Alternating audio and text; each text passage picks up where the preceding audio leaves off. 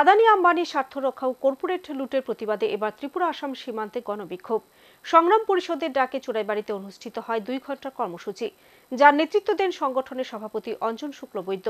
দাবি আদায়ের লক্ষ্যে সংগঠন আগামী দিন আরও বৃহত্তর আন্দোলন গড়ে তোলার বার্তা দিলেন নেতৃত্ব।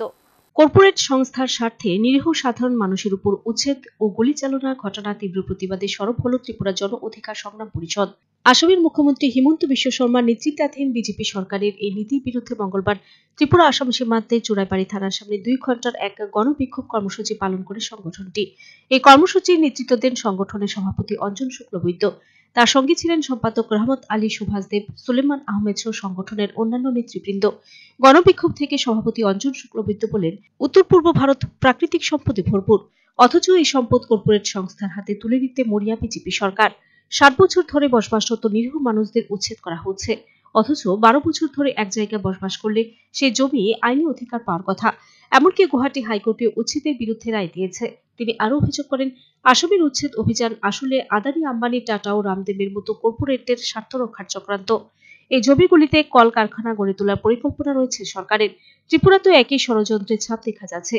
ভবিষ্যতে উপজাতিদের পাট্টাপ্রাপ্ত জমিতে উচ্ছেদ চালিয়ে সেখানে পান চাষ করা হতে পারে। সংগঠনের তরফে জানানো হয়েছে, আসামের রাজ্যপালকে ইমেইলের মাধ্যমে এই উচ্ছেদের বিরুদ্ধে প্রতিবাদপত্র পাঠানো হবে। এছাড়া দেশজুড়ে কর্পোরেট লুট ও গণ উচ্ছেদের বিরুদ্ধে আন্দোলন আরও তীব্র করা হবে বলেও জানিয়েছে নেতৃত্ব।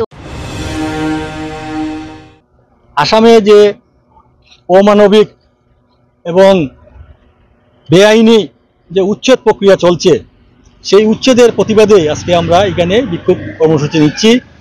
কারণ যাদেরকে উচ্ছেদ করা হচ্ছে তারা প্রায় 60-70 বছর ধরে সেখানে বসবাস করছে, অথচ তাদেরকে কোনো ধরনের নোটিশ ছাড়া, এমনকি রান্না করতেছে, রান্নার ডেক পর্যন্ত ভেঙে নির্বিচারে নির্মমভাবে উচ্ছেদ করছে।